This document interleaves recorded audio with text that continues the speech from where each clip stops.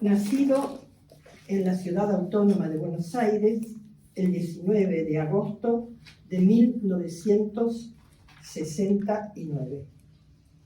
Laboralmente lleva más de 30 años desempeñándose como comprador técnico en una empresa de productos químicos, habiéndose capacitado en cursos de normas de calidad ISO 9000, procedimientos en transporte de carga peligrosa y técnicas de negociación. También fuera de su actividad pecuniaria, ha incursionado en el ambiente de la música, el canto, el teatro y la literatura.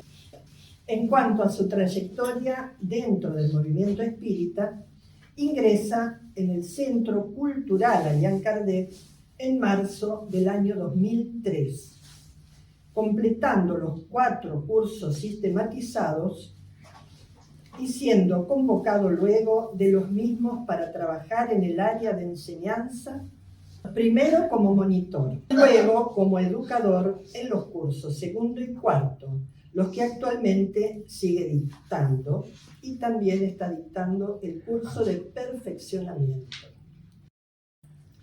Participó como expositor tanto en el Centro Cultural Allan Kardec como en la Asociación Amalia Domingo Soler y Becerra de Meneses, ambas en la ciudad de Mar del Plata, como así también de las Jornadas Espíritas Marplatenses, organizadas por FESBA, que es la Federación Espírita del Sur de la provincia de Buenos Aires, hasta la interrupción de las mismas en el año 2020, todos sabemos por qué, por la pandemia del COVID, se cerró todo tipo de tareas así de intercambio, ¿no? También estuvo presente en 2 ocasiones como orador en la Confederación Espiritista Argentina, con motivo de una convocatoria a la institución, o sea, a esta casa, por parte del presidente de la misma, el señor Gustavo Martínez, a un ciclo de charlas llevadas a cabo los días viernes. Y también se desempeñó como disertante en uno de los encuentros de la Feria del Libro Espírita. Participó en concursos literarios llevados a cabo por CEPA y FADEME, siendo premiados sus trabajos en dichos eventos.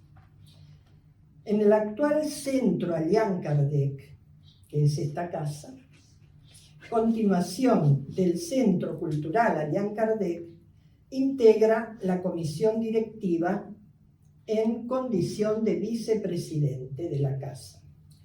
Sigue en su desempeño como educador y orador en el área de enseñanza.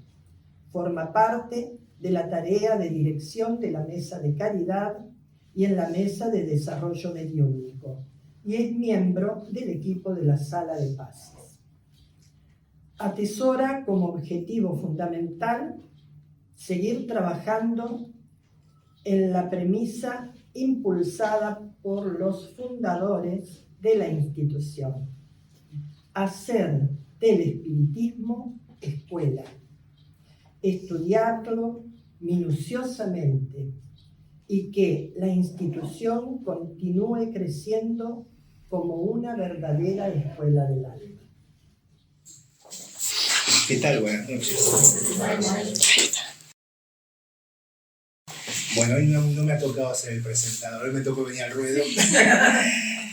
Pero bueno, después de mucho tiempo, y es un gusto, porque también este ciclo de charlas era algo bastante continuo antes justamente de la pandemia mencionada, y ese tipo de actividades presenciales de intercambio, bueno, se han cortado recién. El año pasado se pudo tener una sola charla y este año poder tener un ciclo regular, así que realmente es un placer volver otra vez a estas actividades abiertas para que quien no tiene conocimiento de la doctrina, quizás alguno tenga un poquito, quizás algunos por primera vez se acerquen, puedan tener la posibilidad de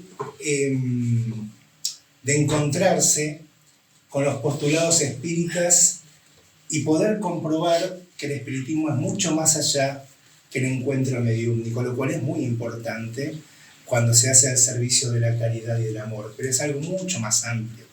A veces del espiritismo tenemos una mirada parcial, equivocada, esotérica, por mala difusión, Incluso es muy lógico que esto pase. A veces puede decirse uno, a veces cualquier encuentro de carácter mediúnico, cualquier invocación al plano espiritual, se lo cataloga como un encuentro de espiritismo y no es así.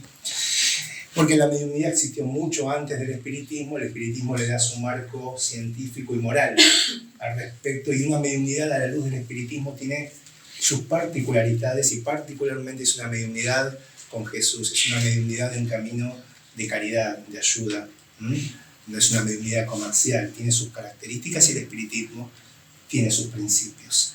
Así que es muy lindo poder retomar este ciclo de charlas y poder tocar distintos puntos de la vida, inquietudes humanas bajo la mirada espírita. En este caso, el tema del día de hoy es vida después de la vida.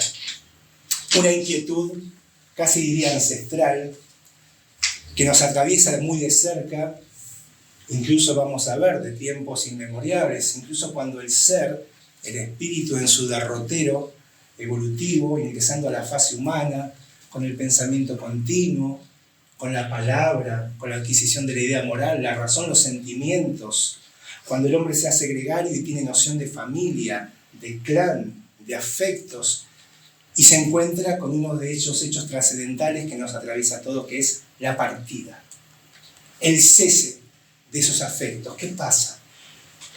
Que aparte nos enfrenta en algún momento a nuestra propia finitud corporal, ¿no?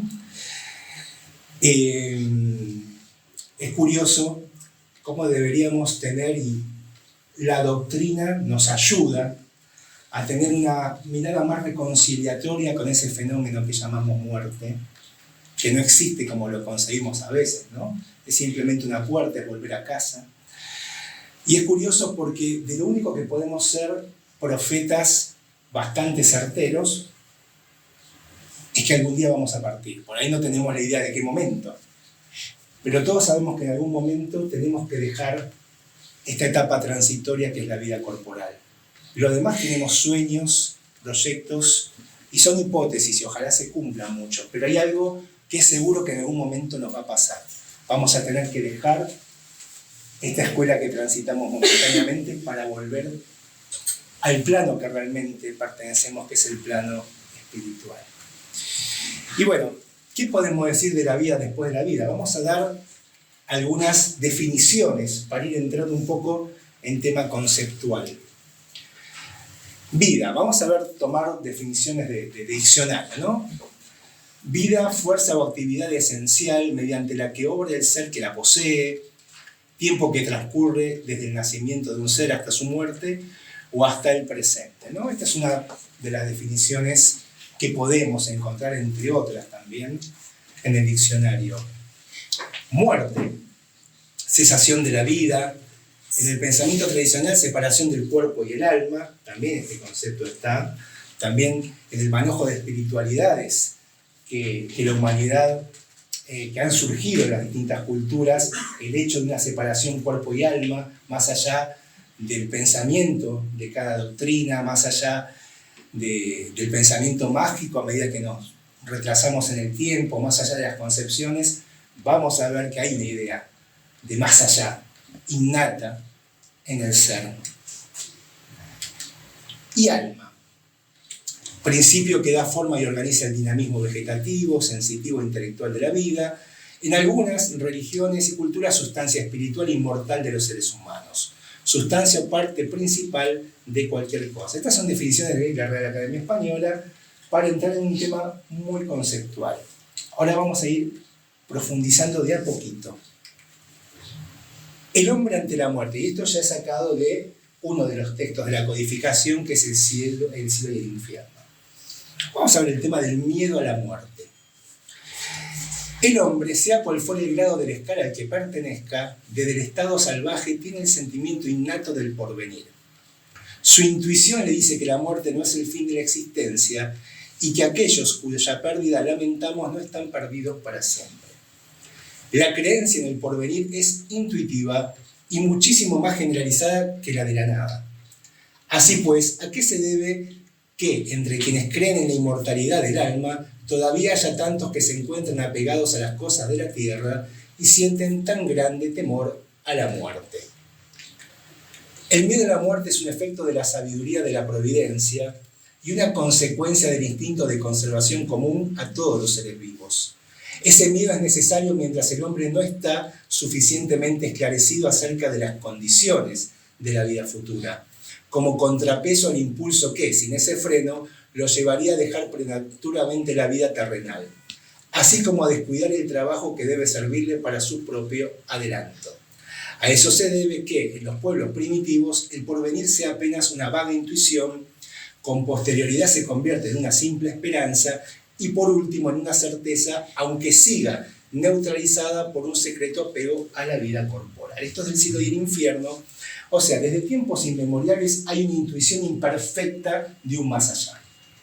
Vamos a ver aún hoy en culturas en estado tribal, y si nos remontamos al pasado, un cierto ámbito de superstición, de pensamiento mágico lógico para el estado evolutivo de esos seres. A medida que el conocimiento gana terreno y la experiencia también, empezamos a tener una idea más cabal de este proceso que implica la muerte o la separación del alma y del cuerpo.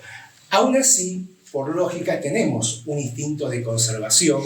Una de las leyes morales mutables que está en el libro de los espíritus es la ley de conservación. ¿Por qué? Porque nosotros necesitamos atravesar el tiempo necesario en la vida corporal para aprender, para trabajarnos, para nuestra evolución. Si bien nosotros no estamos ociosos en el plano espiritual y seguimos aprendiendo, pero es fundamental la experiencia en la vida material, por las vicisitudes a que esa vida nos enfrenta, por el reencuentro con seres o empáticos con los que trabajamos juntos o antipáticos con los que tenemos que trabajar justamente en nuestro mundo interior y cosas que por ahí son del pasado. Entonces hay un instinto de tratar de perdurar en esta vida, más allá del sentido innato de la vida en el más allá, para poder cumplir con esta tarea. Hay quien no tiene esa conciencia tampoco, cree que esta es la única vida y se aferra también a las cosas corporales. La Tierra es una escuela con distintos grados de evolución y no todos tienen la misma mirada.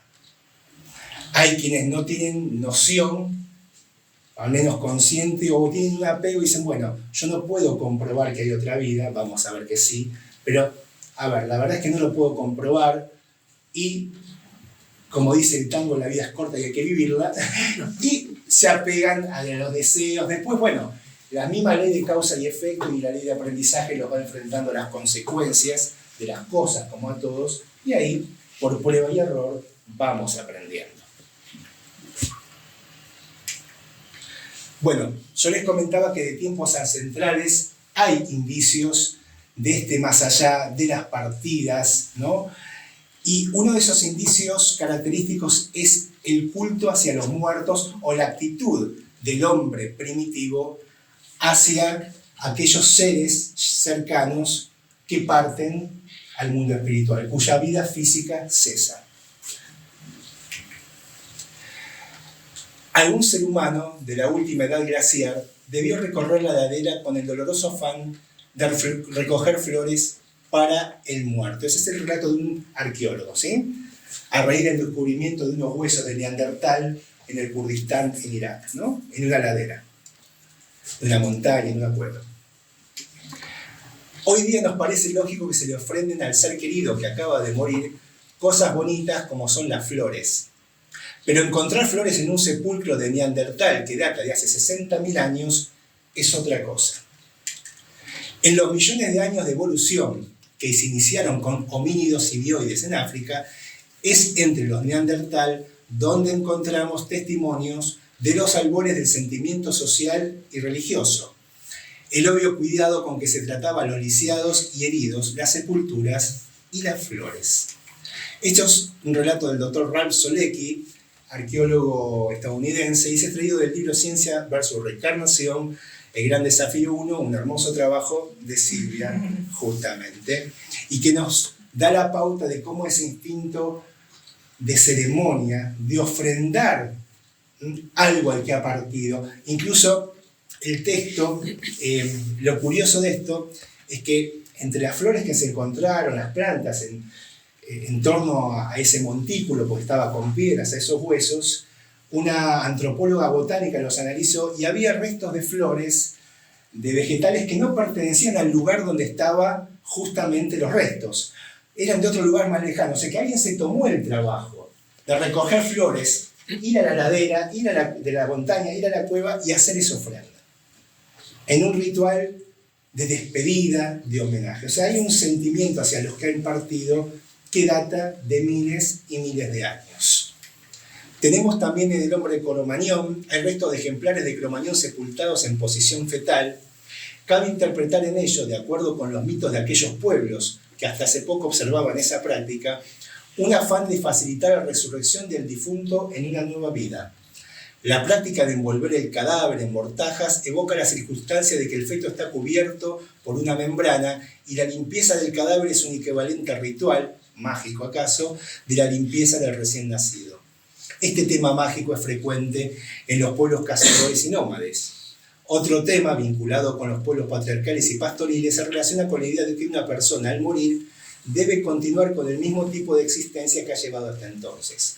Por lo tanto, se le dejaba comida, utensilios y armamento para que la empleara en la otra vida. Claro, la noción imperfecta de la vida espiritual hace que pensaran, bueno, va a necesitar lo mismo que precisaba acá. Y aún hoy tenemos culturas que hay ofrendas de comida, ofrendas de bebida, ¿sí? Algunos pueblos en Oriente, altares, donde se hace este tipo de ofrenda como un homenaje o como un resabio, ¿no? De esta idea de que partió puede o necesita también esas cosas que también necesitó acá en su vida corporal. Ahora bien, haciendo este esbozo y volviendo a la doctrina, vamos a ver de obras póstumas cuáles son en general las tendencias en cuanto a la idea de la vida futura, cuáles son los dogmas o las creencias, las posturas filosófico-religiosas con respecto a este tema. Por un lado, la doctrina materialista. Todo empieza y todo termina con la materia. Si hay un alma, o sea, no hay alma, hay materia. Hay una circunstancia celular a través de leyes biológicas de la reproducción que hacen nacer un ser. La conducta del ser será fruto de estímulos sociales, familiares, bioquímicos del cerebro, etc. Y después se cesa y todo termina en la nada. Primeramente, hay comprobaciones empíricas de que esto no es así, lo vamos a ver. Es muy curioso que de repente la misma ciencia nos revela en su historia que la materia está regida por leyes. La historia de la ciencia es una historia de descubrir leyes, las leyes de la materia. Incluso cosas que salieron del pensamiento mágico salieron porque se descubrieron las leyes que lo regían. Un rayo, por ahí era que Zeus estaba enojado y mandó un rayo o una lanza para partirnos a todos. Y en verdad había una diferencia, hay un fenómeno atmosférico eléctrico por el que se produce. Entonces, es raro que la materia esté regida por leyes y nuestra vida moral no esté regida por leyes, por ejemplo. Que sea una casualidad, a alguno le tocó el 15 años bonita, a otro te tocó el 17, la desgracia, y lo lamento. Y entonces, ¿qué pasa? Claro, todo es casualidad. O sea, aparte el dilema moral de una doctrina materialista es que, primeramente, nuestros afectos son solamente afectos en la vida corpórea, no nos podemos volver a encontrar, los perdemos para siempre. No podría juzgar a un criminal, porque si su conducta es fruto de una circunstancia casual del entorno o una mala química en el cerebro, y no una inteligencia que haya hecho uso mal de su libre albedrío, tampoco puedo contenerla para que no haga más mal, pero hasta qué punto podría juzgarlo con este tipo de doctrina donde todo empieza y termina en la materia. Otro sistema es que ahora por ahí no está tan comentado, es la absorción del todo universal o la doctrina panteísta. Esta doctrina sostiene que hay un todo universal, como un todo, un caos amontonado, donde de ahí surgen los seres que conservan individualidad solamente durante la existencia corporal. Cuando cesa la vida corporal, volvemos a ese todo, perdiendo la individualidad, perdiendo las relaciones afectivas, o sea, todo vuelve casi como a la nada. Hay un todo universal, pero no hay una conservación y una conciencia de la individualidad, ni tampoco de aquellos que nos han acompañado. Otras formas también que se dice que el panteísmo propiamente dicho es que el todo de la creación, no hay un creador, sino que la creación y la sumatoria de las cosas de la creación forman al creador, ¿no? Muy, muy particular en esos conceptos. Otro punto es la doctrina deísta. Hay un deísmo independiente, un deísmo providencial. El deísmo sostiene que hay una deidad, hay un Dios, hay una inteligencia, pero en el deísmo independiente esa inteligencia crea y se desentiende de la creación y de sus leyes. Lo deja todo, bueno, a la buena de Dios, digamos, porque, digamos, él ya no participa. Eso sería un deísmo independiente. El deísmo providencial no.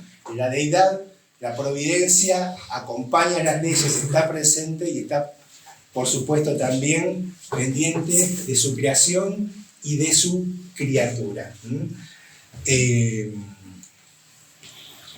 Lo que no quiere decir que ser deísta implique que adhiera a todos los postulados espíritas, pero en este caso es verdad que el Padre no se desentiende de su obra, ¿no?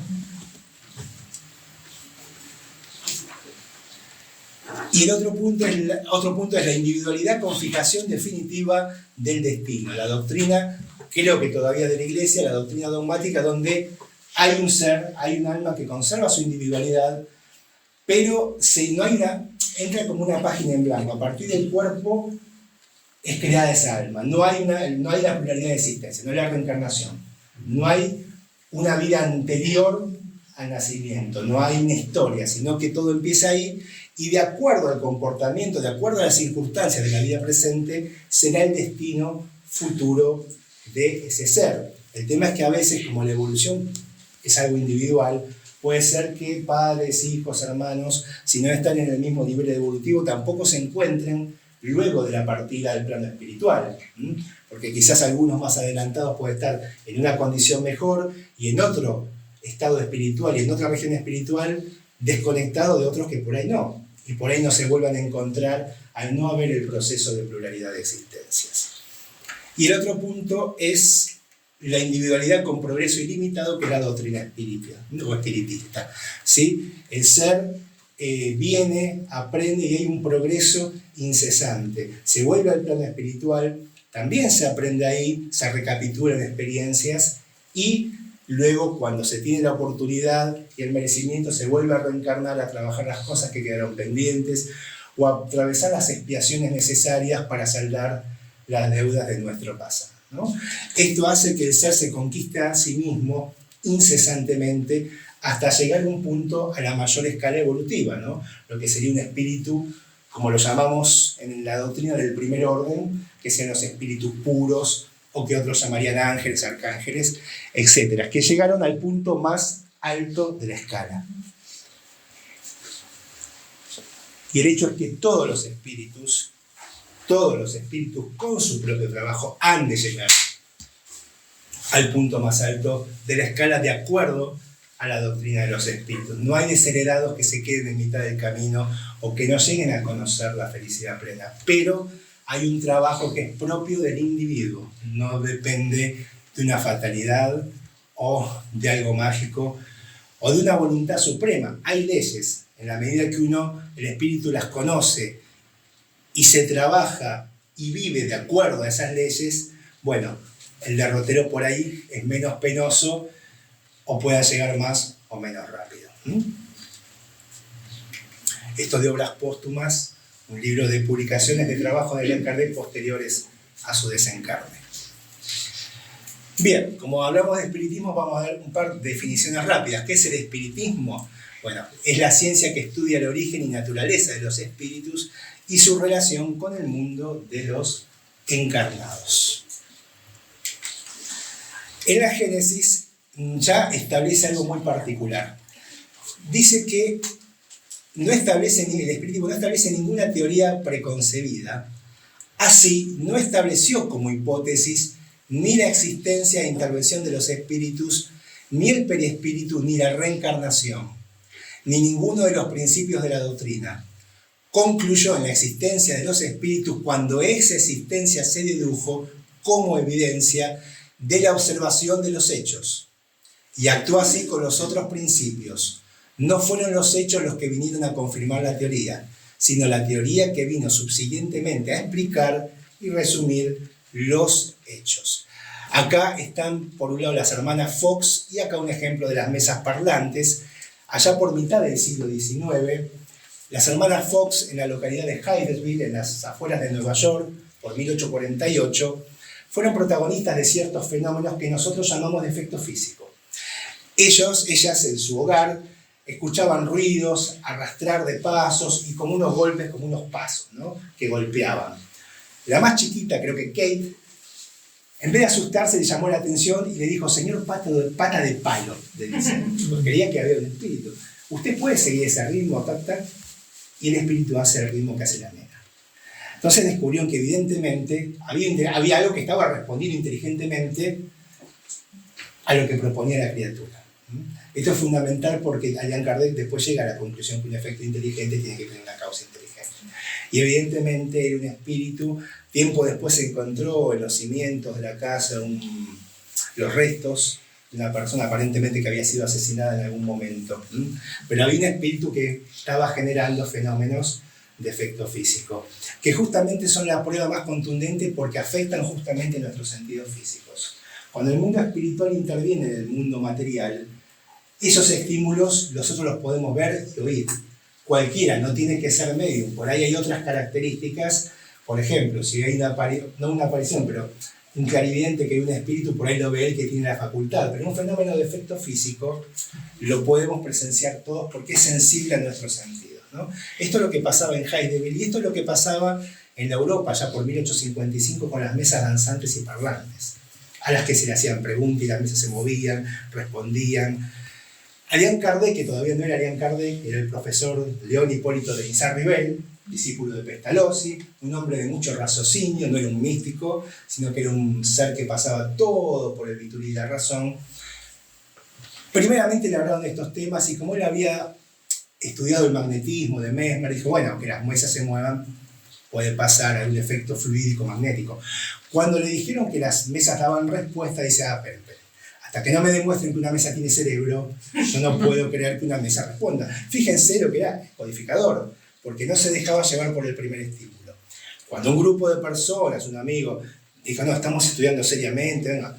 Cuando participó la primera vez dijo, no es que haya quedado del todo convencido, pero acá estamos ante un fenómeno nuevo.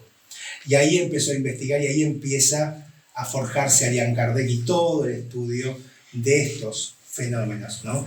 Él después reconocería, no es que la mesa tuviera cerebro, es una inteligencia que se estaba sirviendo de la mesa para responder.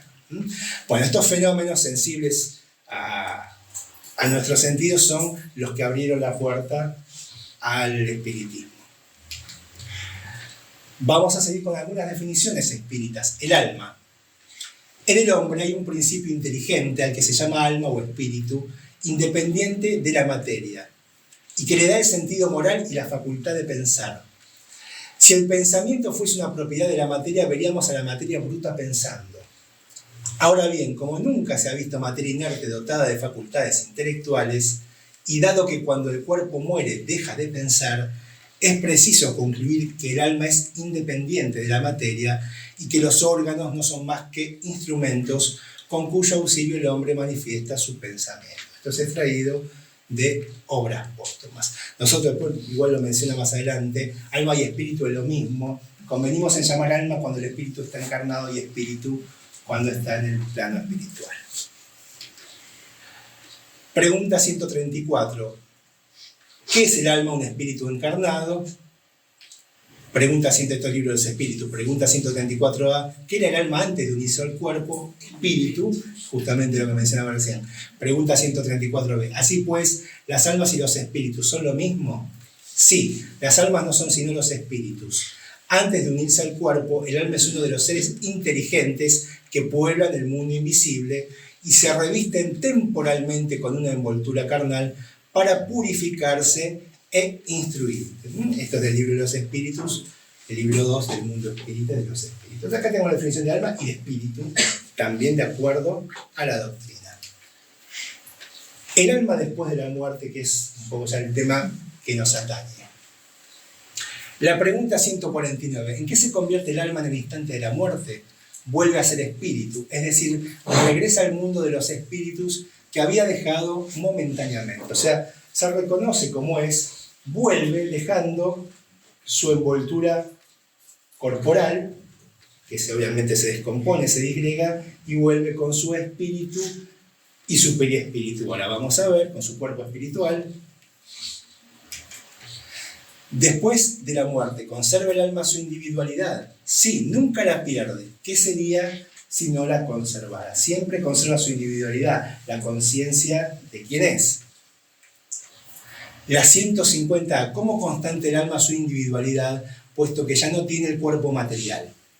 Aún tiene un fluido que le es propio, que extrae de la atmósfera de su planeta y que presenta la apariencia de su última encarnación, su periespíritu. Acá en el espiritismo llamamos periespíritu al cuerpo espiritual que rodea al espíritu. Cuando ustedes dicen, bueno, la película, veo un fantasma, lo que veo es el periespíritu, justamente. El cuerpo espiritual que tiene las características que el espíritu toma al encarnar del fluido cósmico universal propio del mundo en donde le toca encarnar, ¿sí?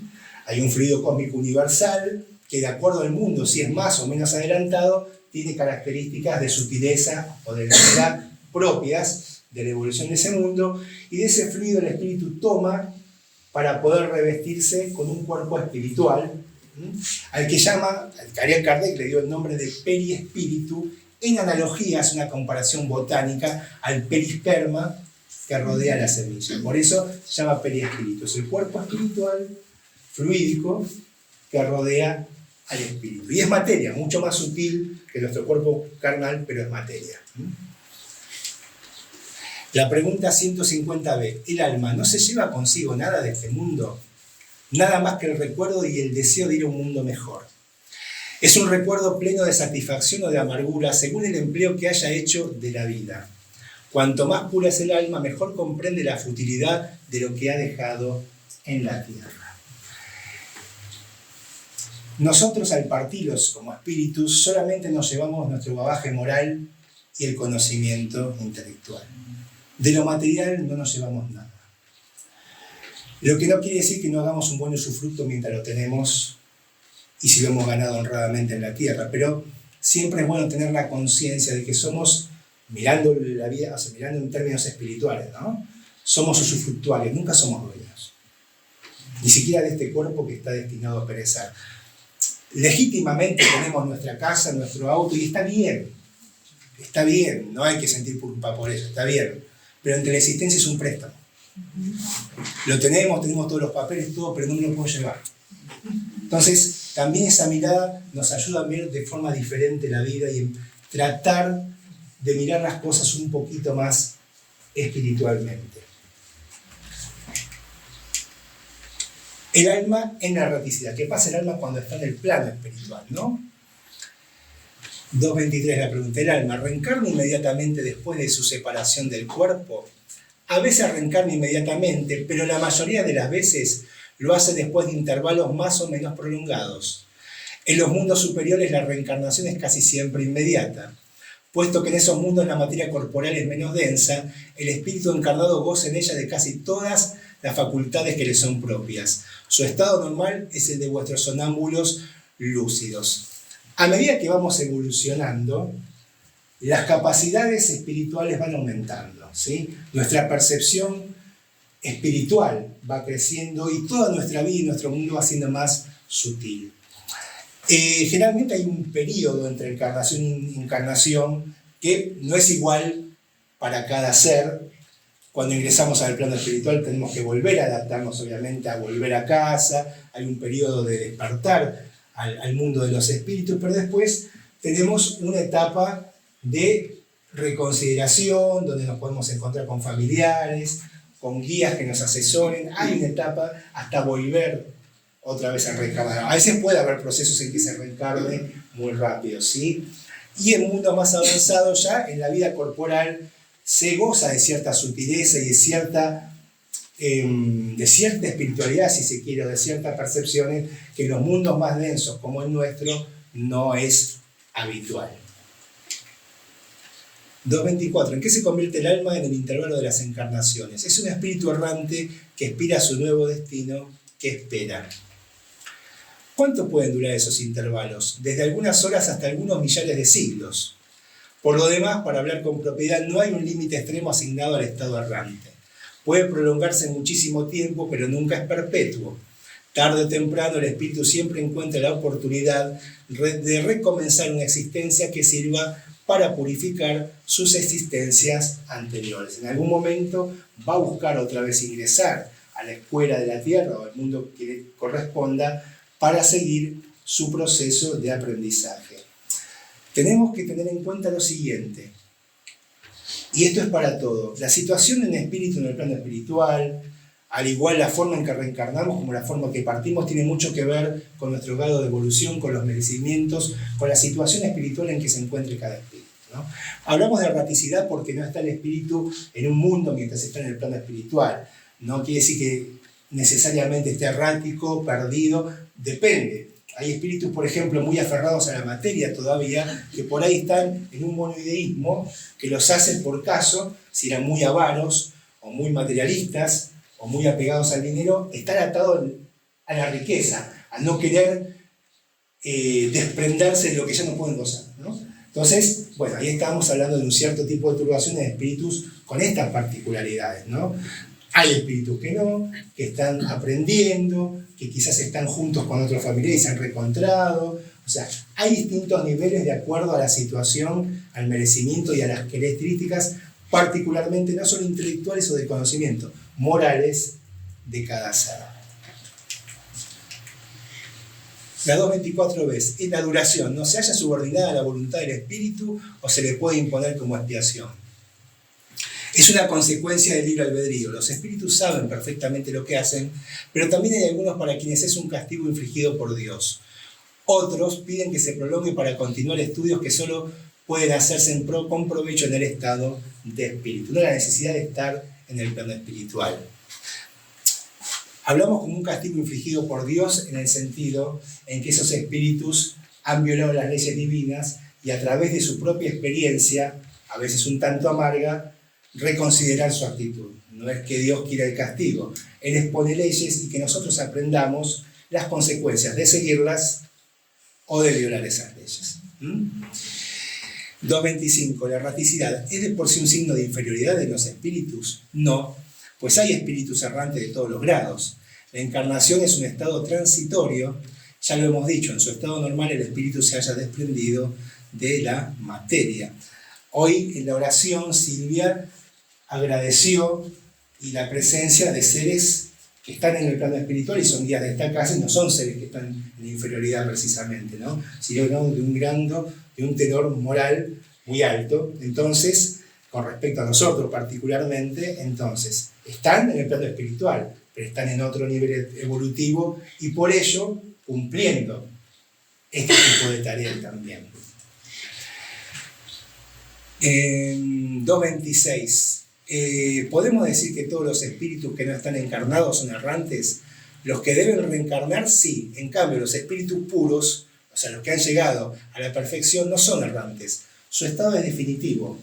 Ellos ya gozan de la espiritualidad total, del entendimiento de Dios, tienen puntos de encuentro para cumplir los designios del Padre, para transmitir sus directivas, están en un estado, bueno, que a nosotros nos es difícil obviamente de comprender, pero han llegado al punto más alto donde no podemos hablar de erraticidad, esperando reencarnar, sino que hablamos de una plenitud total. Lo que implica que en una visión de amor, muchos de ellos, o a cargo de un mundo, hagan un proceso para encarnar en ese mundo y hacer una avisaria e impulsar un adelanto moral, como en el caso de Jesús. ¿Progresa el espíritu en estado errante? Puede mejorar mucho siempre según su voluntad y su deseo. No obstante, en la existencia corporal es donde pone en práctica las nuevas ideas que ha adquirido, porque la limitación que le impone la materia también es un desafío, porque muchas veces entre sus procesos de aprendizaje puede venir con una patología física, y eso ya de por sí es una prueba de aprendizaje. Nosotros, las vicisitudes, muchas veces amargas que nos tocan, junto con otras cosas muy lindas también, ¿no? Hay que decirlo, no hay que demorarnos en los débitos. Pero muchas de las experiencias no son castigo, es aprendizaje. Dios no castiga. Los momentos difíciles son pedagogía, no es castigo. Y esto es fundamental porque esto sí lo sostiene la doctrina. Estamos en la tierra, no estamos para aprender. La tierra es una escuela, es hospital muchas veces para curarnos de nuestro pasado, pero todo es para aprender, todo es para evolucionar. Las dificultades, los sufrimientos que obviamente hay que llevarlos no es. Pero es transitorio. Hay que tratar de capitalizarlo lo mejor posible, entender que no estamos solos, porque también los espíritus son solidarios unos con otros y los que están más adelantados nos tienden la mano, pero forman parte de un proceso de aprendizaje, no de castigo.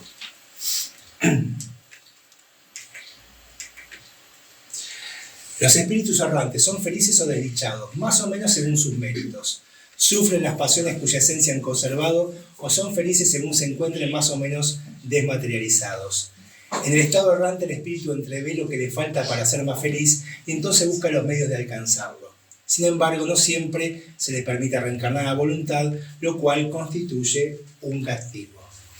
232. En el estado errante, ¿pueden los espíritus ir a todos los mundos? Según, cuando el espíritu ha dejado el cuerpo, no por eso se encuentra completamente desprendido de la materia. Aún pertenece al mundo en el que ha vivido o a otro del mismo grado, más o menos que durante la vida se haya elevado.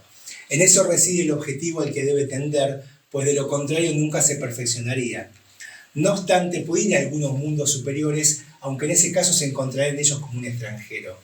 Por decirlo de algún modo, no hace más que entreverlos, y eso le despierta el deseo de mejorar para ser digno de la felicidad que en esos mundos se goza y poder habitar en ellos más adelante. El grado de evolución que tiene un espíritu hace que al desencarnar esté dentro del ámbito del mundo que le pertenece. Nosotros no es que vamos a desencarnar y de golpe ir a un mundo superior. No solo porque quizás no tenemos todavía la evolución y el merecimiento, eso implica que no tenemos la condición fluídica, que es de ir a otro lugar con distinto tipo de materia de otro grado vibratorio, y una cuestión también física, aparte de moral. En la medida que nos purificamos moralmente, también nos purificamos periespiritualmente, materialmente, y ahí podemos tener ya el merecimiento para ir a otros mundos donde el espíritu se reviste del periespíritu acorde a ese mundo y comienza su vida en ese tipo de planetas, en este tipo de lugares, de mundos. Puede ser que por estímulo o merecimiento a algún espíritu se les haya dado entrever esos mundos o hacer como un viaje, una visita, para entrever la dicha que le espera si sigue trabajando con perseverancia para su propio aprendizaje. Bueno, retrocedemos un poco y hablamos un poco de mundos, pero muy resumidamente. Mundos primitivos, no nos referimos acá a primitivo de primitivismo y salvajismo, sino el mundo primero, ¿sí? Primigenio, que es el mundo espiritual, antes del material. ¿Los espíritus constituyen un mundo aparte fuera del que nosotros vemos? Sí, el mundo de los espíritus o de las inteligencias incorporales. ¿Cuál de los dos es el principal en el orden de las cosas? ¿El mundo espírita o el mundo corporal? El mundo espírita que preexiste y sobrevive a todo. ¿El mundo corporal podría dejar de existir o no haber existido jamás sin alterar la esencia del mundo espírita? Sí, son independientes. No obstante, su correlación es incesante, pues reaccionan sin cesar uno sobre otro. De los mundos, ¿sí?, del estado espiritual, también vienen espíritus y parten. Hay una correlación, hay un auxilio mutuo. En los libros de Chico Xavier se puede ver cómo de las colonias espirituales o de nuestro hogar, que lo he leído, hay misiones de espíritus para auxiliarnos y hay un intercambio. Ahora, podría pasar algo en la Tierra, grave, o volar o partirse, y eso me implica que también le pasa lo mismo al mundo espiritual, porque ese mundo está en una vibración distinta a la que estamos nosotros. Entonces, supongamos, comparemos la densidad, el hielo y el vapor de agua. Yo puedo romper mi hielo, pero al vapor no le hago nada. ¿Por qué? Porque son distintos grados de densidades, son distintas propiedades físicas. Los espíritus ocupan una región determinada y circunscrita en el espacio. Los espíritus están en todas partes. Los espacios infinitos se encuentran poblados por ellos hasta lo infinito. Algunos están incesantemente a vuestro lado, os observan y actúan sobre vosotros sin que lo sepáis, pues los espíritus son uno de los poderes de la naturaleza y los instrumentos de que Dios se sirve para el cumplimiento de sus designios providenciales. Sin embargo, no todos van a todas partes, porque hay regiones vedadas a los menos adelantados. También describe Allan Kardec, o los espíritus describen que el mundo espiritual es una multitud, y a veces interactúan con nosotros, ¿sí? Y constantemente hay quien nos puede captar, a veces no, pero más allá de lo que creamos o no creamos, el mundo espiritual interactúa y está permanentemente también entre nosotros. A veces para bien, a veces no tanto, pero bueno, eso es tema de otra charla, por eso establecer las sintonías necesarias, ¿no? Si uno piensa y siente bien, la interacción va a ser positiva, pero de eso ya se ha hablado, ¿no? En otras charlas. Y después hablamos de mundos transitorios. Nos dice el libro de los espíritus, existen, como se ha dicho, mundos que sirven a los espíritus errantes como estaciones y lugares de descanso. Sí, hay mundos particularmente destinados a los seres errantes, mundos en los cuales pueden residir por algún tiempo, especie de vivacs o campamentos, donde descansar durante una prolongada erraticidad, estado que siempre es un tanto penoso. Son posiciones intermedias entre los otros mundos, graduadas conforme a la naturaleza de los espíritus que pueden ir allí, los cuales gozan de un bienestar más o menos intenso. ¿Los espíritus que residen en esos mundos pueden dejarlos a voluntad? Sí. Los espíritus que se encuentran en esos mundos pueden alejarse de ellos para ir donde les corresponde. Imaginarlos como aves de paso que se detienen en una isla mientras recobran fuerzas para dirigirse a su destino. ¿Progresan los espíritus durante su estancia en los mundos transitorios? Sin ninguna duda, los que se reúnen de tal modo lo hacen con el objetivo de instruirse y obtener con mayor facilidad el permiso para dirigirse a lugares mejores y llegar a la posición que alcanzan los elegidos. ¿Sí? Son mundos de estado transitorio, para descanso, para renovar fuerzas, donde se sigue aprendiendo para seguir la ruta competente de progreso. Y acá vamos a nombrar dos. Hay percepciones, sensaciones y padecimientos, no vamos a decir todas, pero vamos a mencionar la pregunta 237, el alma. Una vez en el mundo de los espíritus, ¿conserva las percepciones que tenía cuando estaba encarnada? Sí, y otras que no poseía porque su cuerpo era como un velo que las oscurecía. La inteligencia es un atributo del espíritu, pero se manifiesta más libremente cuando éste no tiene trabas. Si la traba del cuerpo, el espíritu libremente tiene percepciones más intensificadas, a veces buenas, a veces no tan buenas, depende de su condición, qué haya hecho, en qué circunstancias se encuentra. Muchas veces podemos padecer la ceguera de la vista, una encarnación donde estamos privados de esa ceguera. Sin embargo, por un lado, a veces hay ciegos que pueden ya ver el mundo espiritual, aún estando ciegos físicamente, pero el espíritu al desencarnar recupera la facultad de ver y tiene otras percepciones de la realidad que no tenemos con los límites de la materia. La capacidad de oír también. A veces los espíritus tienen una sensibilidad en todo su perispíritu, es una sensibilidad más general que focalizada por órganos físicos. Las percepciones y los conocimientos de los espíritus son ilimitados, en una palabra, ¿lo saben todo? Cuanto más se acercan a la perfección, más saben. Si son superiores, saben mucho. Los espíritus inferiores son más o menos ignorantes en lo relativo a todas las cosas. ¿Sí? Por eso no hay, como decía Juan, el evangelista, no creer en todos los espíritus, sino comprobar si los espíritus son del Dios, ¿sí? O del Padre, porque no todos lo saben todo. La condición de espíritu en sí mismo no lo perfecciona, no lo hace sabio ni bueno, simplemente volvió a su mundo espiritual, dejó la envoltura corporal. No es un Dios ni un genio, tiene las atribuciones de un ser, pero que está en el plano espiritual. Por eso es importante también el discernimiento, ¿no? En cuanto a los espíritus. Bueno, en algunas de las bibliografías, lo que comenté recién obviamente está basado en el libro de los espíritus, en los libros de la codificación, pero en cuanto a ejemplos del mundo espiritual, descripciones del mundo espiritual, tenemos por caso Nuestro Hogar, por el espíritu de André Luis y la psicología de Chico Xavier, donde André Luis relata su experiencia, cómo ingresa al plano espiritual y todo lo que vive en ese mundo y las descripciones que hace de ese mundo. Y la vida continúa también es un relato de una serie de espíritus que tienen una trama familiar muy compleja, donde un hombre y una mujer desencarnan por problemas de salud, en una operación, se reencuentran y se dan cuenta que sus vidas están más ligadas de lo que ellos pensaban. Y Violetas en la ventana, la historia de Patricia, con la psicografía, creo que la tía, si no me equivoco, Sí, la tía psicografió a la sobrina cuando ella desencarnó y ella le relata con quién se encuentra y cómo es su vida en ese plano espiritual. Ahora bien, volviendo al libro Ciencia versus Reencarnación, saliendo por ahí de lo que es espiritismo, pero cómo en otras ciencias y en otras temáticas se abordó ese tema, experiencias cercanas a la muerte, que muchos quizás lo hayan escuchado nombrar este tema. El doctor Raymond Moody, psiquiatra estadounidense, relata que hay personas, los tres tipos de casos generales que él ha visto. Personas que han resucitado después que sus médicos las consideraron clínicamente muertas. Experiencia de personas que en el curso de accidentes o enfermedades graves ha estado muy cerca de la muerte física.